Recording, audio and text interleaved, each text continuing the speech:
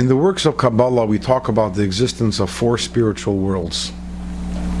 Their names are Atzilus, Bria, Yetzira, and Asiya. These aren't locations. These are all states of existence. In other words, Atzilus is right here, and Bria is right here, and Yetzira is right. It's here, there, and everywhere. It's not. These aren't physical entities. There are levels of closeness to Hashem. So Atzilus is one. Atzilus is one world. You can have, as well, someone can have a neshama straight from Atzilus. That's a certain level of closeness to Hashem.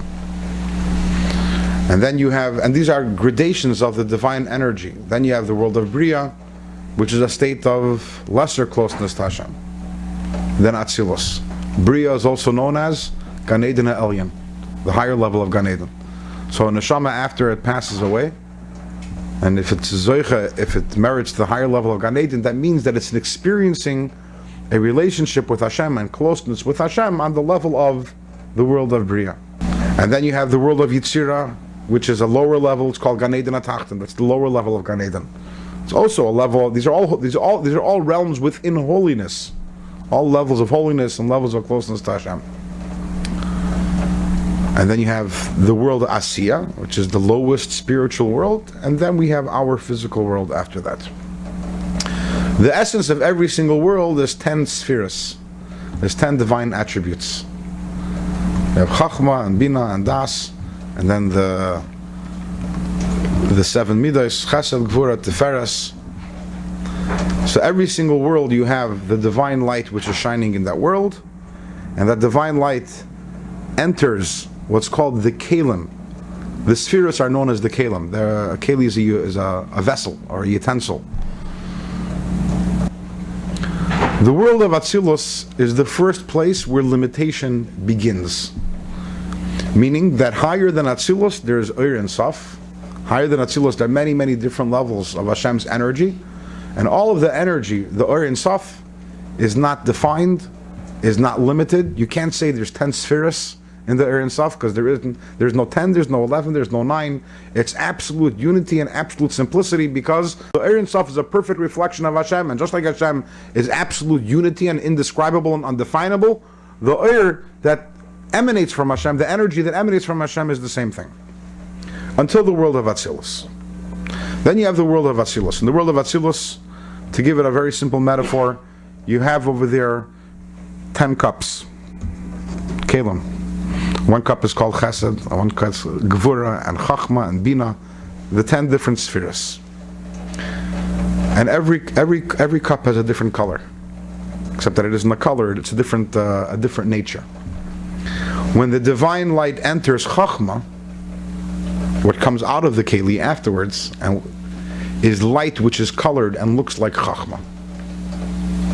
It's like if you put a flashlight and you put a colored lens in front of it. So what happens in the world of Atzilus is that suddenly Hashem's light, Hashem's energy becomes defined, it gains form.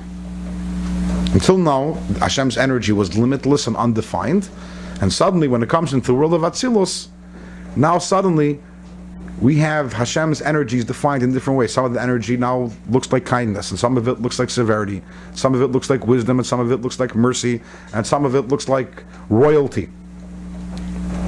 And these 10 modes of Hashem's light are similar to like the 3 primary colors, or the music, the scale, right? Just like you have 7 notes, and from that you can make, how many songs can you make from those 7 notes? 10. Limitless amount. Unlimited. Right? And from the 3 primary colors you can make a limitless amount of colors. These 10 definitions of Hashem, when they merge together with each other, so there's obviously this pure chesed and pure gvura, everything, all the definitions that exist, they started off with these 10 definitions of Hashem's energy. Everything that exists in the world, every definition comes from a mixture, whether it's a physical definition or a spiritual definition. It's all mixtures of the divine light as it becomes colored by the Kalim, the spheres of Atzilus. So it says, according to Kabbalah, here's what's very interesting. That's in the world of Atzilus. Atzilus is totally united with Hashem. Meaning Hashem and the spheres become absolutely one. Hashem unites there with Chachma. Hashem unites there with Bina. Hashem unites there with Chesed. So there we have, on the one hand, we have the light of Hashem becomes defined and limited, but it's still Hashem. It's Hashem as He is in a defined way. And then you have the next world, which is the world of Bria, and over there already that's not Hashem. The word Bria, what does the word Bria mean?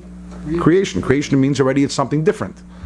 So the existence of something other than Hashem, and whenever I say something other than Hashem, we have to qualify it and say in its own consciousness, because nothing is really other than Hashem. But the existence, the idea that something feels itself to be as an ego, that begins in the world of Bria. So you have three things. You have the Ein Sof, which is limitless and undefined. World of Atzilus is divinity defined, but it's still divinity, it's still Hashem. It's called Atzilus. The word Atzilus means an emanation. You have in the Torah, Vayotzal min haruach. An emanation is not something separate. As opposed to Bria, a creation is something which is separate. So in Bria, we have already creations that feel them, even though you have great malachim in the world of Bria, and holy and beautiful neshamas, but these are already, they're considered to be something separate. In Atzilus, it's all Hashem.